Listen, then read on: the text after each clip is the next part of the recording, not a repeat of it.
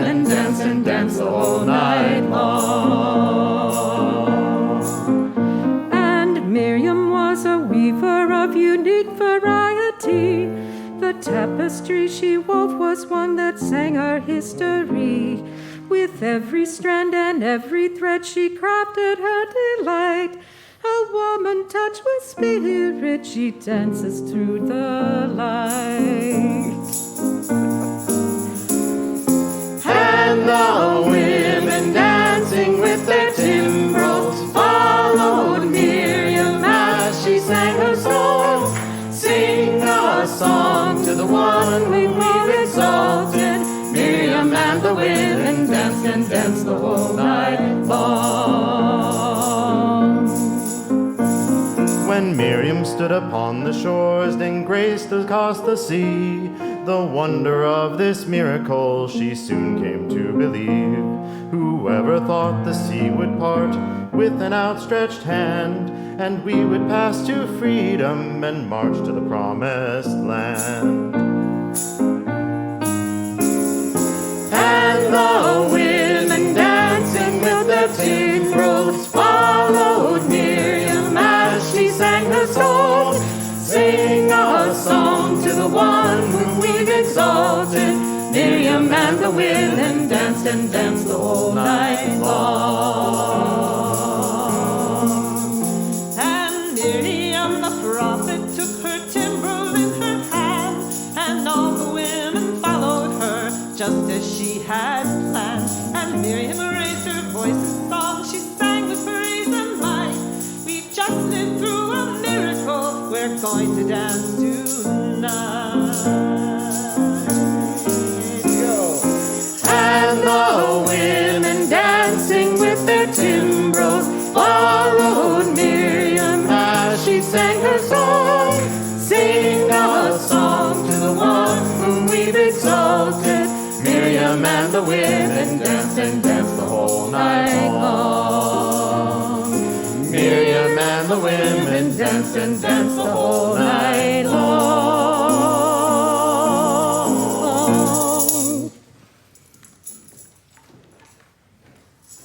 Delightful, thank you.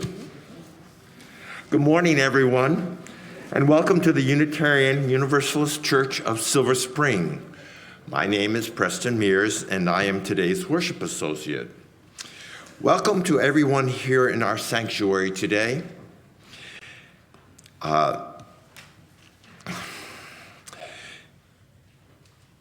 I'm sorry. And we want to also welcome everybody who's joining us virtually. And a special welcome to those joining us for the first or second time today. If you are visiting with us, I hope you'll stay after the service for some coffee and conversation. Ji-Wan Kim is our welcoming captain. There she is.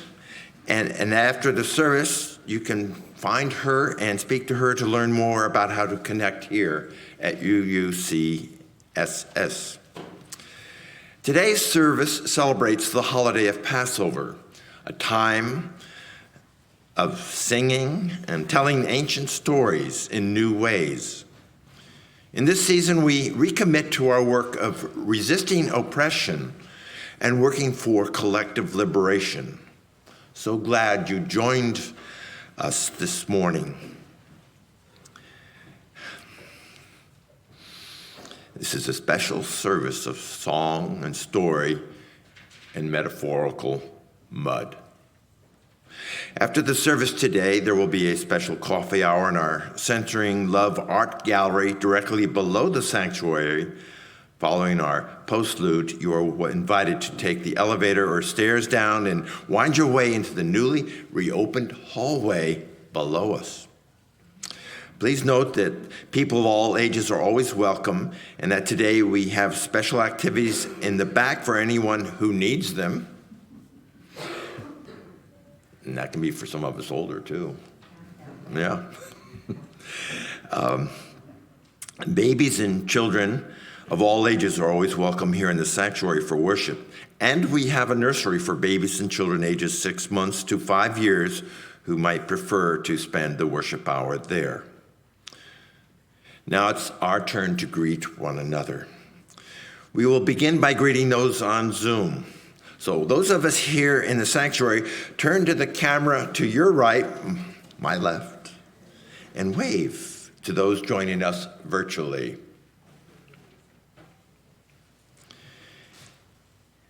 Now, if you are joining us today by Zoom, it's your turn. Please turn your camera on and wave so we in the sanctuary can see you on our screens. Yeah, I see a few. Yeah, there we go. Good.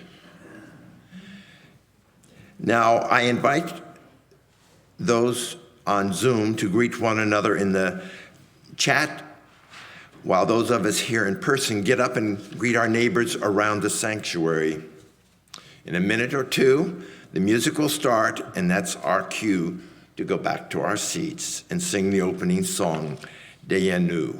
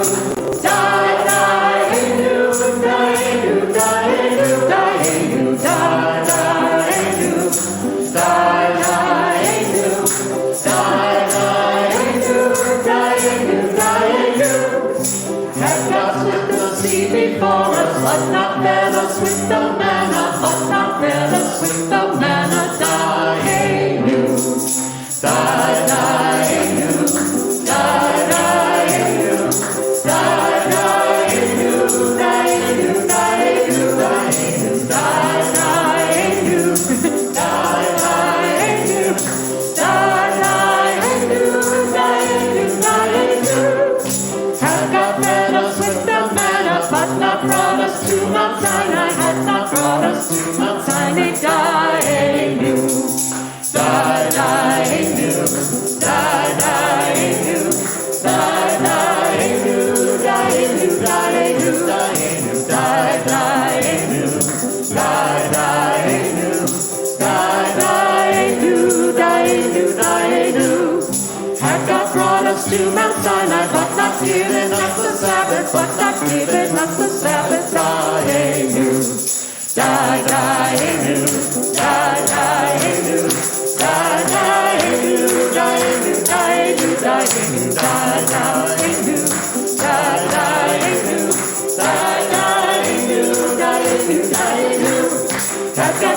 giving us commandments, but not giving us commandments, but not giving us commandments. Daenu, Daenu, Daenu, Daenu, Daenu, Daenu,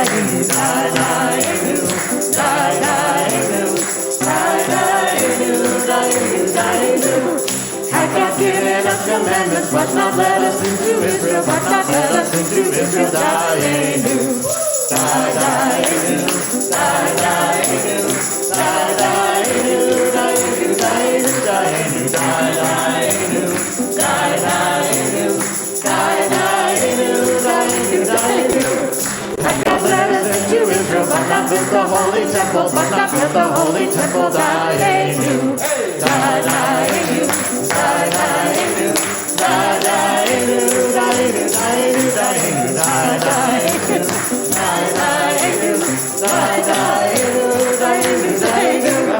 had God built the holy temple, but not given us the Torah, but not given us the Torah. Daenu, Daenu, Daenu, Daenu, Daenu, Daenu, Daenu, Daenu, Daenu, Daenu, Daenu.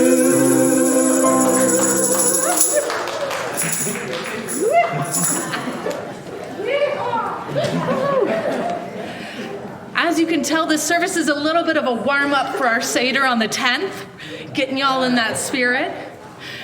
So for our invocation today, I offer you these words, which was written at the beginning of the pandemic by my friend and colleague, the Reverend Elizabeth Mount.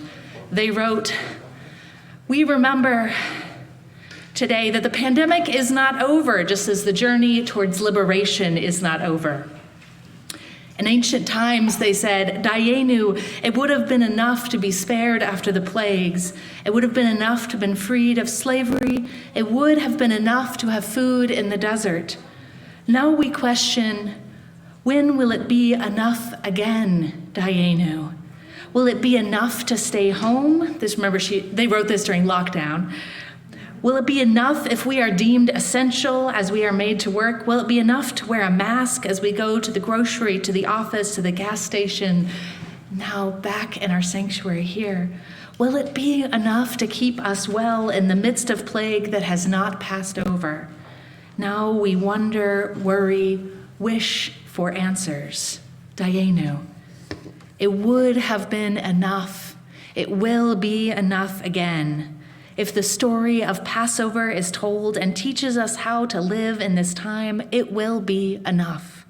If the stories of our ancestors bring us hope for tomorrow, it will be enough. If we join in remembering that we all come from people who have survived again and again, it will be enough this year as it is each and every year. Daenu, it will be enough that we are together today. Come, let us worship together. I'm the Reverend Caitlin Cotter Coillberg, your Minister of Spiritual Growth, and my pronouns are she, her, hers. It is now time to light our chalice, symbol of our free faith, and reaffirm our congregational commitment. I invite you to rise in body, voice, or spirit as we say together the words on our screen. May this light warm our hearts with love and caring, and guide us in the ways of truth. As we gather here for worship, we pledge ourselves to the endless search for truth, to the right of each to believe as mind, heart, and conscience dictate, to accept the responsibilities this freedom commands, and to implement our belief in the essential worth and dignity of every human being.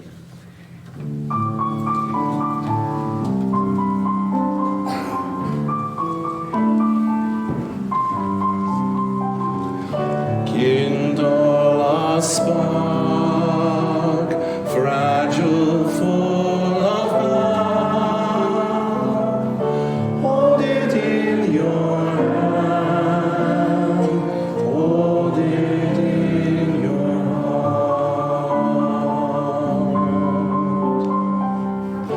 Let it warm you, let it fire your spirit.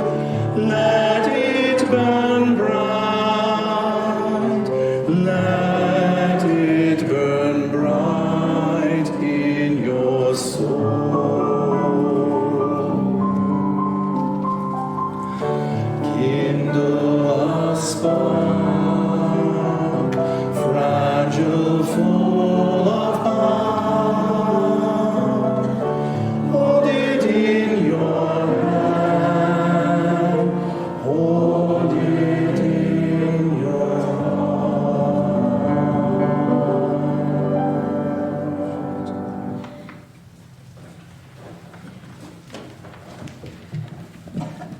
I was just listening to that as I was driving here this morning on that wonderful CD our music folks put out, and just thinking how excited I am to serve this congregation.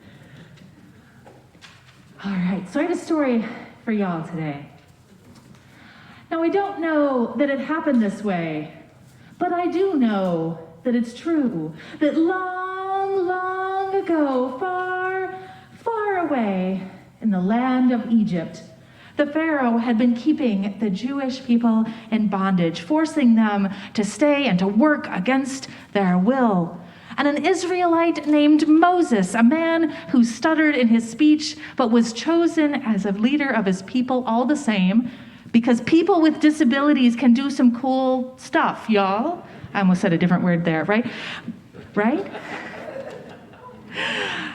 Went to the Pharaoh and demanded his people be released. And after a series of increasingly terrifying miracles, the Pharaoh relented, and the Jewish people fled, taking only with them what they could carry and not even waiting for their bread to rise. In the middle of the night, they fled all the way to the shore of the Red Sea. And the Pharaoh changed his mind and chased them, which super not cool, right?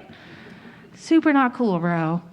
And there at the shore of the Red Sea, Moses performed the most terrifying miracle, splitting the water so the Israelites could run to freedom. He and his sister Miriam and his brother Aaron led his people to safety, and on the further shore, they celebrated their escape. The splitting of the Red Sea, according to Jewish tradition, right, is the greatest miracle ever performed. But we have one midrash that mentions two Israelites, Reuven and Shimon, who had a different experience. Apparently, the bottom of the sea, though safe to walk on, was not completely dry, right? This is not a nice sidewalk that they're walking on here, right? It was a little muddy, kind of like a beach at low tide, or like a schoolyard, or like a construction, say it after it rains. I think we've all been seeing lots of this springtime mud here, so you know, right? Apparently, Reuven stepped into the squishiness and curled his lip. What is this muck? Shimon scowled. There's mud all over the place. This is just like the slime pits of Egypt, replied Reuven. What's the difference? Complained Shimon. Mud here, mud there. It's all the same. And so it went for the two of them, grumbling all the way across the bottom of the sea. And because they never looked up, right? They never looked up. They never understood. They never even noticed why on the distant shore everyone else was singing and dancing. For Reuven and Shimon, the miracle never happened. So speaking of miracles, now is our time for joy and sorrow. And I invite anyone who has something precious to share to come forward and speak into the microphone. And after each person shares, we say together, "In every joy and sorrow, we are held in love beyond belief."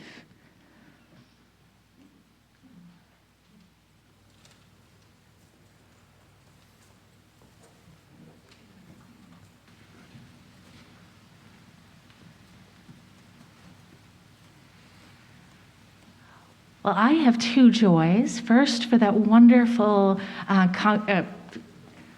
delegation from the congregation who showed up for the march on Friday in support of queer and trans youth. It was so powerful and beautiful to march with some of y'all in that, and I know many more of you were there with us in spirit and join us in holding our queer and trans youth and all who love them on your hearts and minds in this season and on this weekend especially. And then a bunch of us went to the Afrofuturist Museum the next morning, and that was also cool. And that exhibit is there for the next year. So if you didn't join us then, I invite you to get your own tickets and go and see it on your own. It was fabulous, wasn't it? Those who were there, so good. So I just hold the joy of things we are doing together and ways we are showing up for things that are fun and things that matter. So that's my joy today.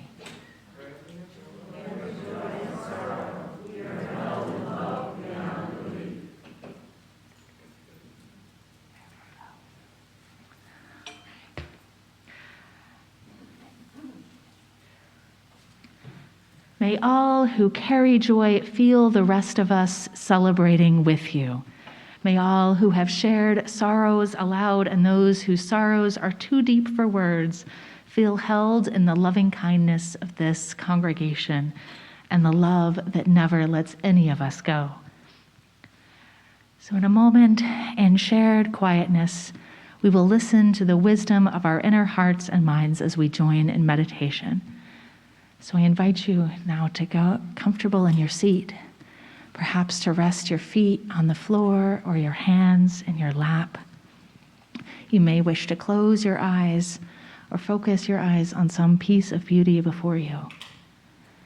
Dear ones, let us be mindful of this special time as again the Feast of Unleavened Bread draws nigh, which is called Passover. Let us remember the history of this feast, the celebration of beginning a long and hard journey into freedom and the promised land.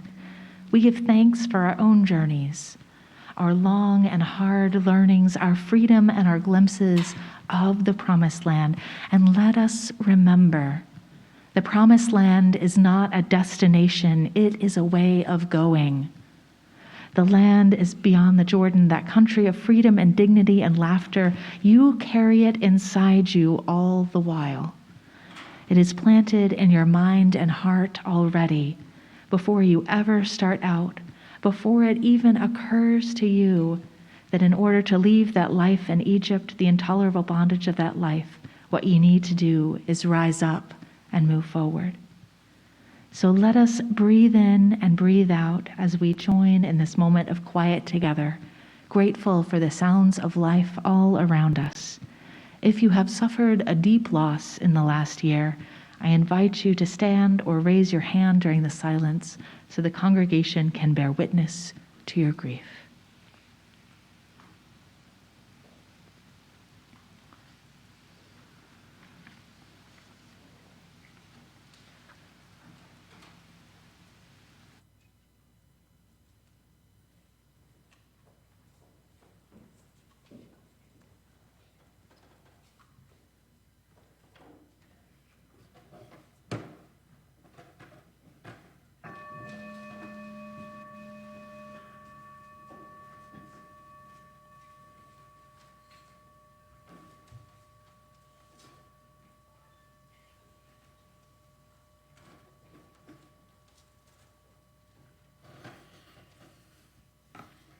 When I breathe in, I breathe in peace. When I breathe out, I breathe out love. When I breathe in, I breathe in peace. When I breathe out, I breathe out love. When I breathe in, I breathe in peace. When I breathe out, I breathe out love.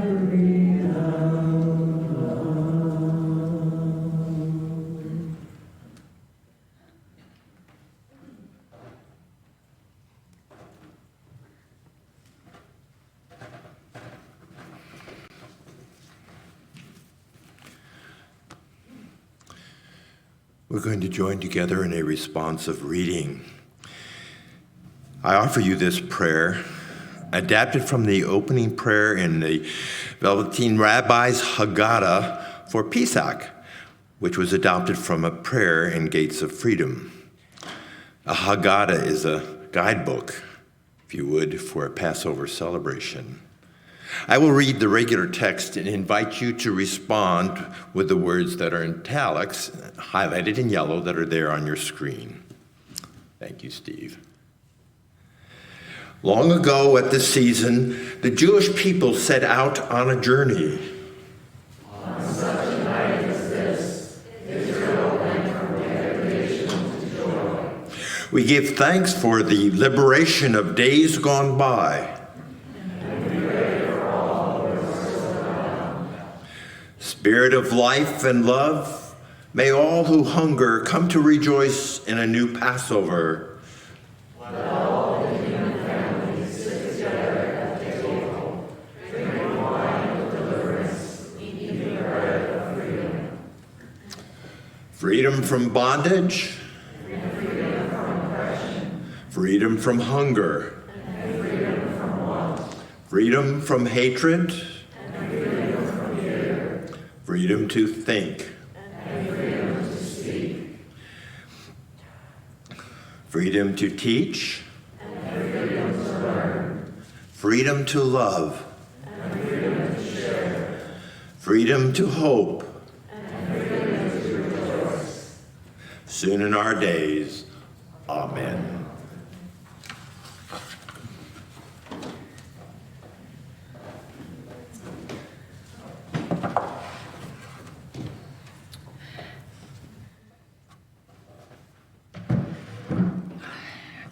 I feel like for preaching, I should be taller.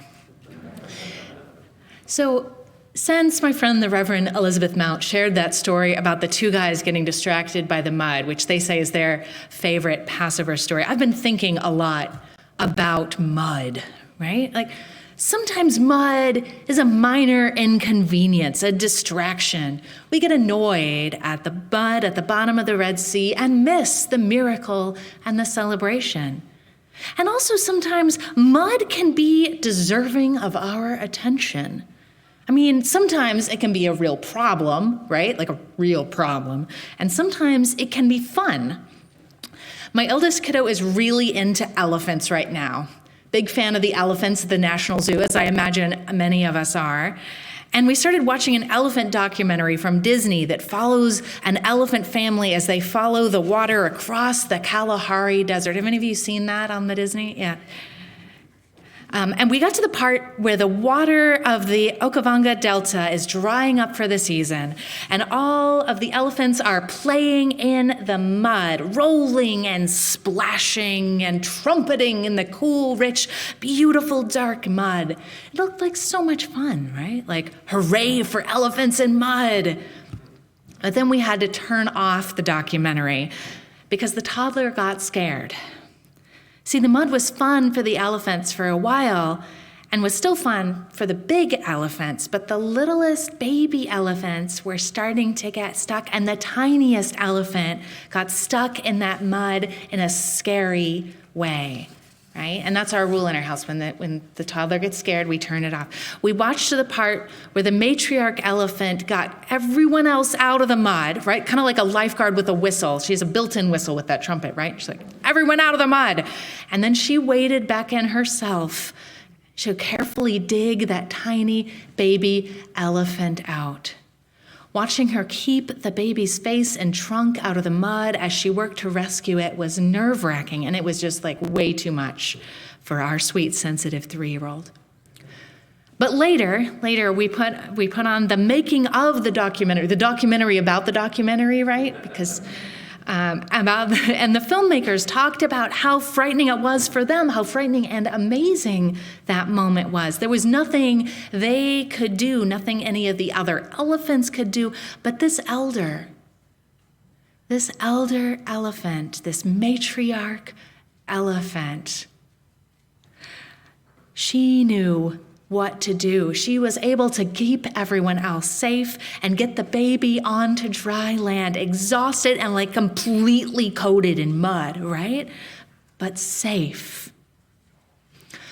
And this reminded me, of course, you know where this is going, Mom. of the time when I was 11, and my whole extended family went to Colorado for my aunt's wedding. And my cousin and I were running around the house, annoying my grandmother so much so she sent us outside to play. Go outside. And my cousin Ben and I quickly found a giant ditch full of mud. Now, my cousin is a sensible sort. He poked at the mud with a stick. I, on the other hand, am an impulsive sort, and I waded right in.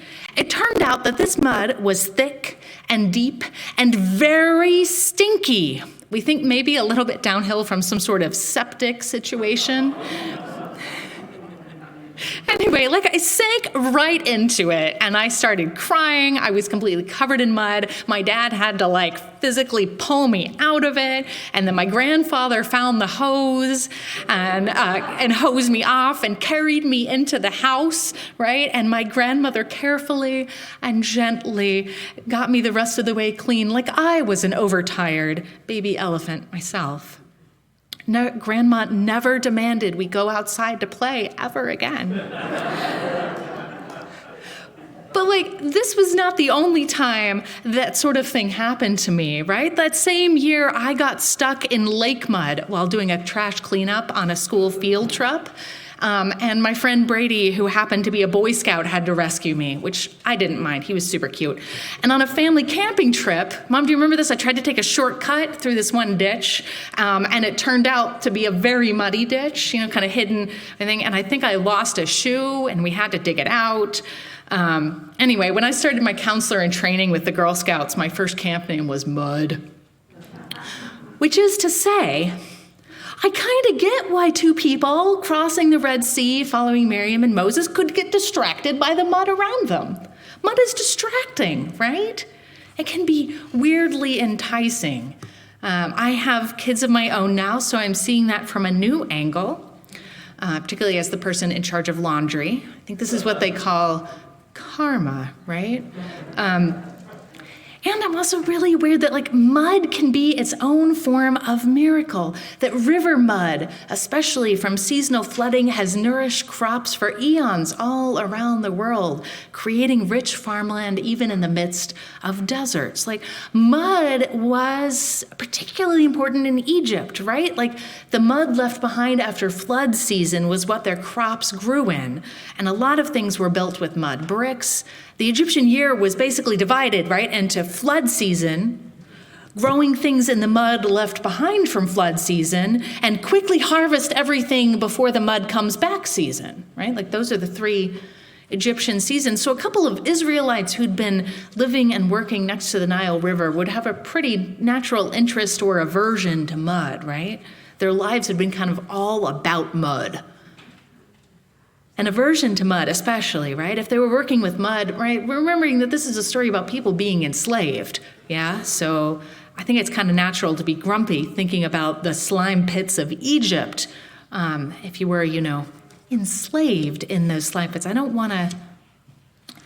I'm having fun with this whole mud thing, but I also want to name, right? I want to name that this is also about trauma and liberation from enslavement, and this is a piece of how there's a difference between what we do in moments of utter crisis and how we heal from trauma, that these are different things, right? Sometimes we need to get out of a situation, and we do not have time to examine or appreciate the mud. Sometimes you just need to escape, and there's a pharaoh chasing you. And we can't live our lives forever in that place of fear and flight. We need to be able to cultivate our ability to look up, to see the big miracle and the celebration, and down to appreciate the miracle of the ground beneath our feet. Both, yes and, right? Which is a thing we always need to be healing, that sometimes what saves us in one moment is not what serves us in another. Playfulness, right? It helps us to heal, helps us to see things in a different way. So getting back to that mud, and I'm not even going to go into that whole debate about the Red Sea versus the Reed Sea when it comes to the mud that those people were traveling through, because that could be a whole other conversation.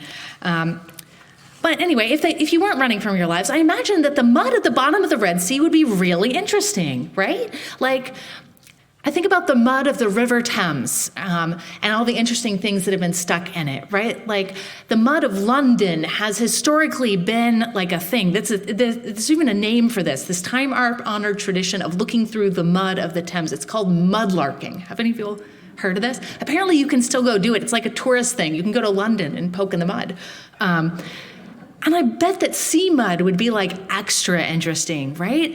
And then like the mud itself, I've spent a lot of time with geologists and ecologists. So like, what kind of sediment was in that mud, right? What plant life? I wonder what it smelled like.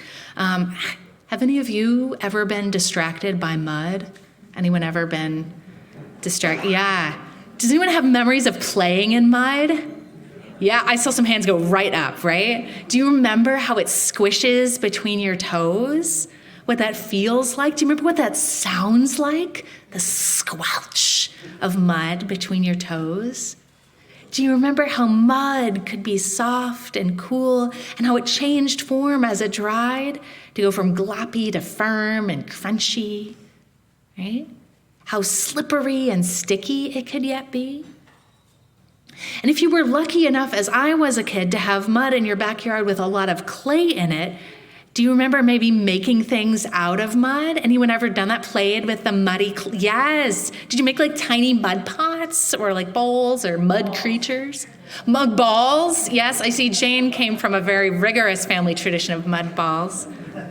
Awesome. Please don't teach my son that. Clay mud is super cool, particularly because clay is really cool, right?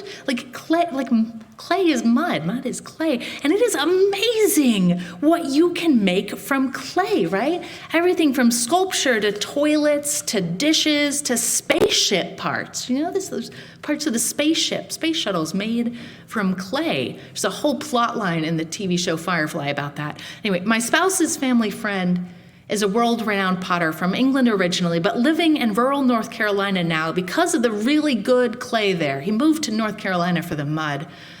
And I think sometimes about how every piece of his that's in a museum or a kitchen started as mud. And I know, like, Ashley used to dig his own clay, right? Still does. Nice. Yeah. So, like, I love this image of him going out and digging mud with his kids, and I wonder if he as a kid was totally distracted by mud, and this is how he got to where he is now. We're hoping to go to his kiln opening for Memorial Day, so maybe I'll ask him then. Pottery is like a special kind of magic, right? Have you all watched someone do pottery? Has anyone ever done pottery? Like coil or, yes, right? You've got this pile of dirt and like your hands and maybe a wheel and some tools and a kiln and boom, right? A mug you can drink your hot chocolate out of. Or boom, like art exhibit on tiny mushrooms and spirituality, like my friend up in Philly who was a pottery major in college does. Pottery is magic, just like farming and gardening is a special kind of magic, right? Like the ability to get a kid free of the mud and safe and dry again is a special kind of magic. When we think about who we are and what each of us can do in the journey to get all of us free, as part of our work of resisting oppression and collective liberation, we need the Miriams and the Moseses, and we need folks down in the mud, making the miracle of gardening and art and child tending happen. I hope when we get distracted by the mud, it is not to complain about it, but to take action, to create, to tend, to help each other not be stuck. Some may miss the miracle and the celebration of the parting waters, complaining about all the mud. But also, if we only focus on the furthest shore, the big dance party, we miss the miracle of the mud under our feet and between our toes. I wonder what might grow in that mud if we harness the power of the gardeners among us. What we might find in it.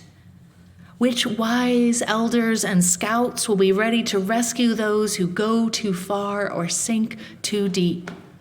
What we might craft together with the squishy, glorious bounty of the earth.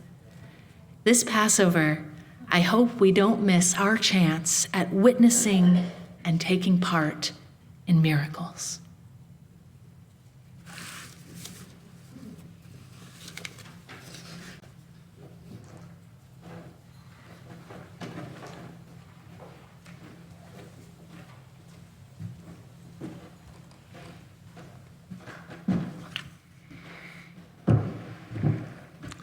I think I'm tall enough.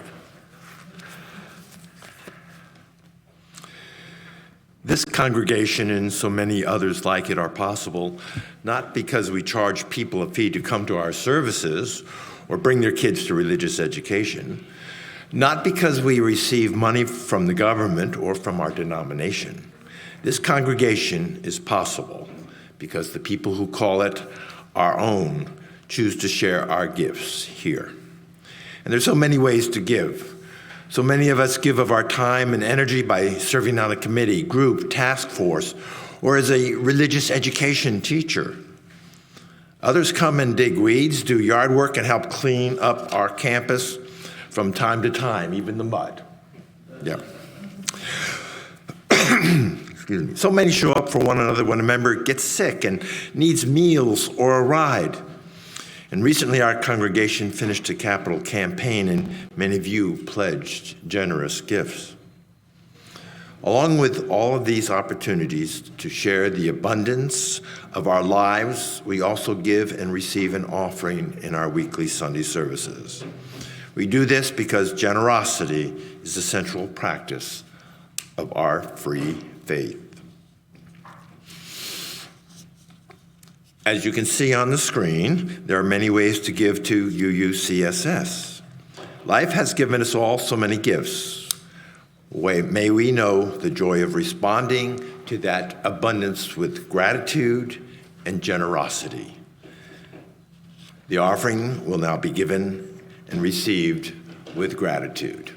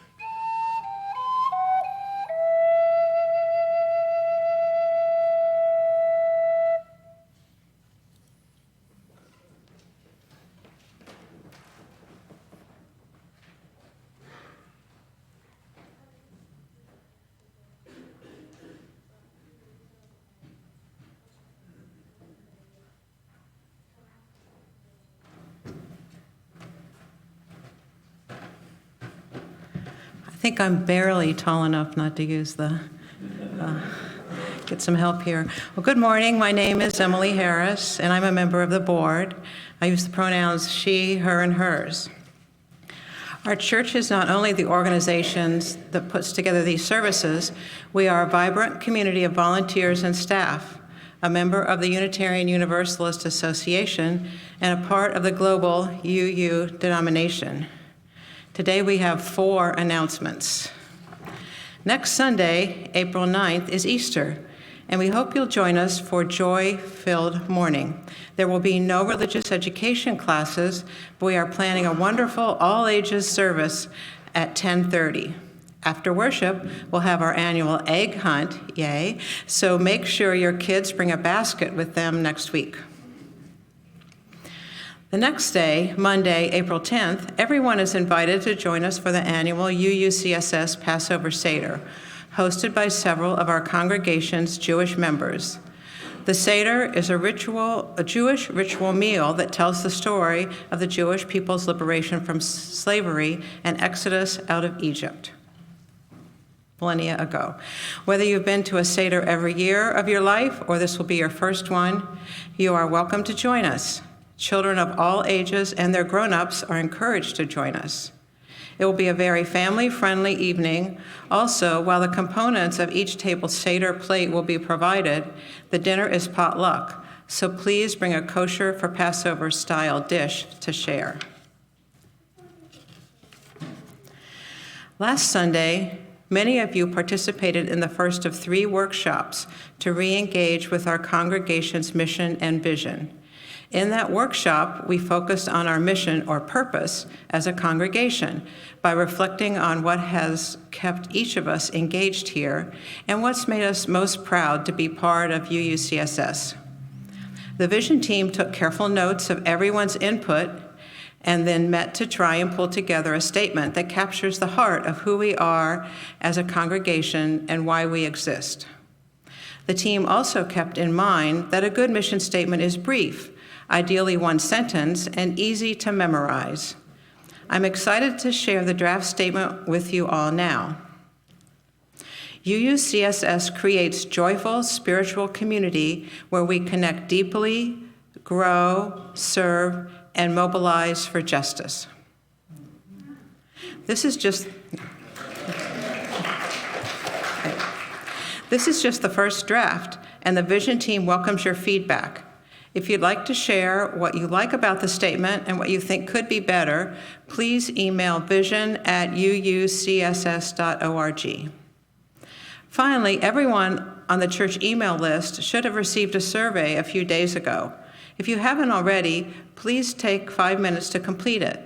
The results of the survey will be a big help in the next phase of our mission and vision work. Thank you.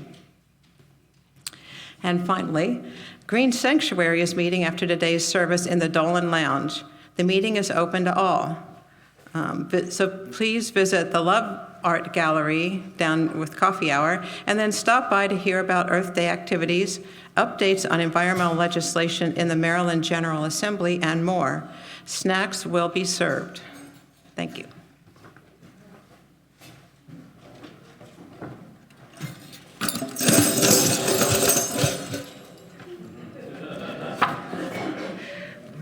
So please join me in the words of chalice extinguishing. Carry the flame of peace and love until we meet again. And for our last song, it's going to be the same as our first song because I wanted y'all to get a chance to get really into it. And as you can see, I have some noisemakers. So I'm going to bring these to the past, and I'm going to invite you all to rise and body, voice, or spirit for this, and to dance for this last bit. You don't know half of the words, but I want to invite you to move your body however you can. And if you'd like a timbrel or a noisemaker, raise your hand, and I'm going to bring that around. So kids and kids at heart, I invite you to rise in body, voice, or spirit and join me in dancing about the sanctuary to Miriam's song by Debbie Friedman.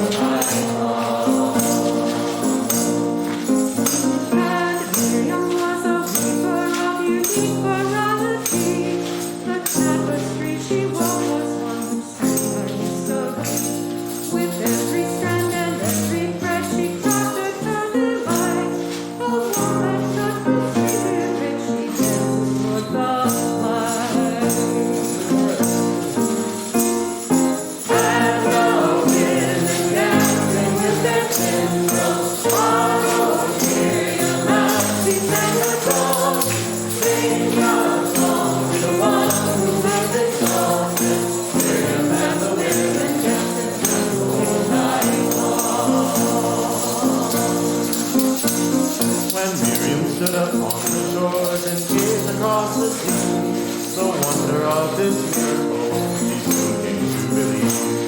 Whoever thought the sea would part with an outstretched hand, and we would pass to freedom and march to the promised land. One more time. And the women dancing with their timbrels followed Miriam as she sang her song. Sing a song to the one who we've exalted. Miriam and the women dance and dance all night long.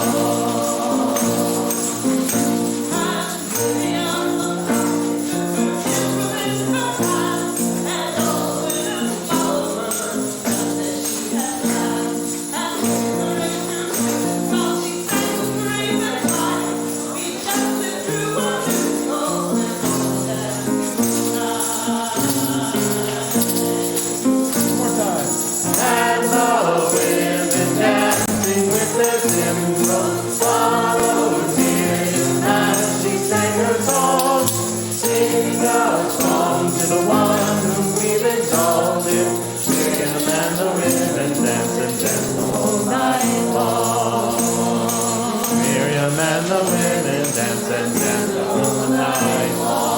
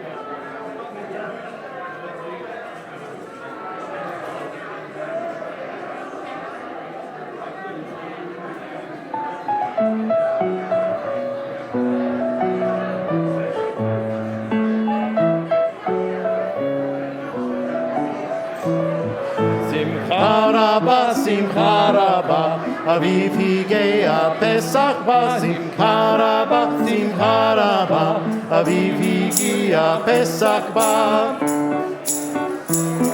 Tefaru, Tefaru, Tefaru li begelim kesim milelu, milelu, milelu kisim elgozim. Simcha Rabba, Simcha Rabba, Aviv Higea, Pesach Ba, Simcha Rabba, Simcha Rabba, Aviv Higea, Pesach Ba.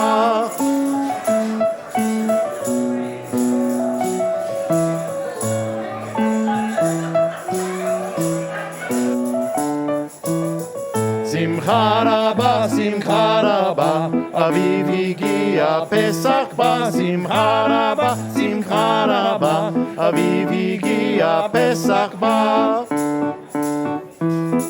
Shaol, Eshal, Shaol, Eshal, Abokot, Shato, Eshte, Shato, Eshte, Abokot, Simcha Rabba, Simcha Rabba, Aviv Higea, Pesach Ba. Simcha Rabba, Simcha Rabba, Aviv Higea, Pesach Ba.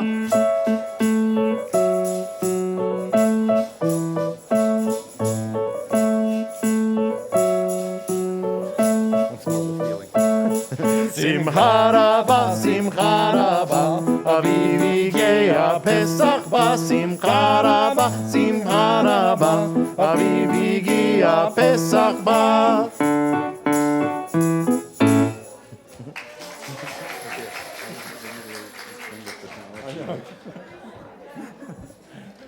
That was cute. It's not her birthday. It's in May. Yeah.